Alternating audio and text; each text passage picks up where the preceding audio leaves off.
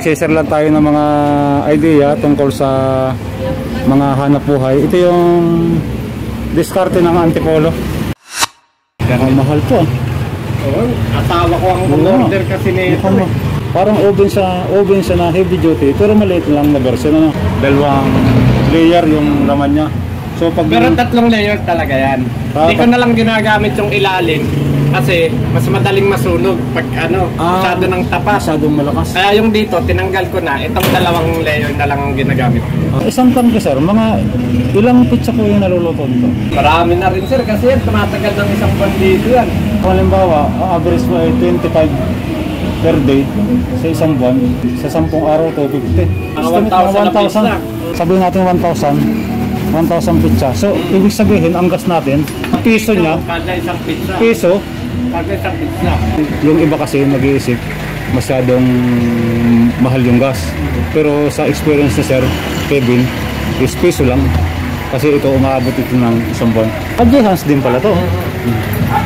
Ito yung mga naka-standby na pag nagbibinta si Sir ng pizza, naka-standby lang dito yung... Ano po ba ang sukat ng pizza natin? 10 inches. 10 inches. Ito yung mga presyo ni Sir. Okay, ang ating pong location ngayon ay ito, Eat and Work Food Stop. Dito po yan sa Sitio Padilla, Puliran Road, Antipolo City. Ang pizza Sir natin, galing ng Bacoor. Ano po sa katagal bago masira? Ay, matagal yan. 2 months yan. Ito pong doon ito. Ito makikita po natin. Ito ay bagong delivered, bagong masira. 2 months ang 2 months yan. Ang ganun katagal. Pero yan naman dito, ubos agad yan 2 days yan. Pero kung hindi siya mabili, kung may stock mo, 2 months. ilalagay lang po sa rep. Tapos meron siyang freezer, dito niya ilalagay yung kanyang mga stock. Sa loob yan.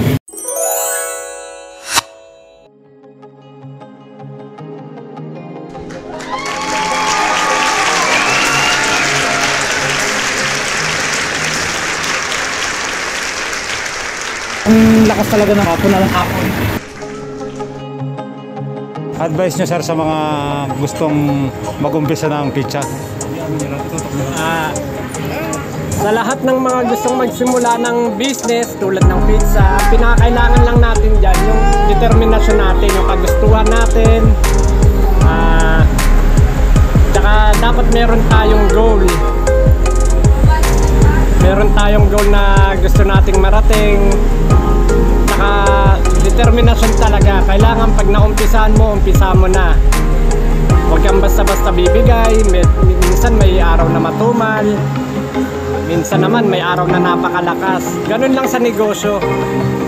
Huwag ka lang bibitaw agad-agad. Tapos mangarap ka lang. Ganun lang.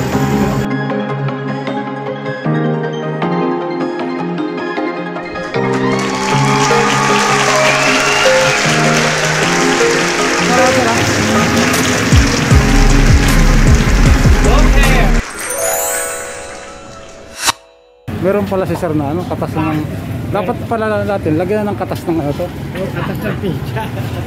Isa sa mga produkto ng pinaghihirapan ni Sir dito sa kanyang Jehans Pizza is yung kanyang kotse.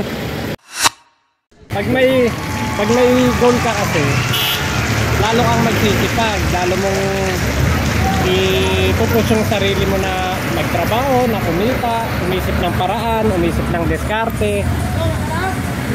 Ayun, kasi kung wala tayong goal, hindi tayo kikilos.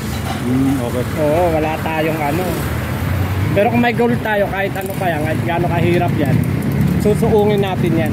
Ito po yung isa sa mga katas ng pinaghirapan niyo Sir, nung simula nung mag-pizza po kayo. Okay. Ayos to. Nabili niyo po ito, brand new Sir? Brand new yan Sir. Ayos, galing Ito, katas na ng Sir to. Katas na ng kanyang pag-pizza. Very inspiring yung kwento ni Sir. Katas ng pizza, napakagaling.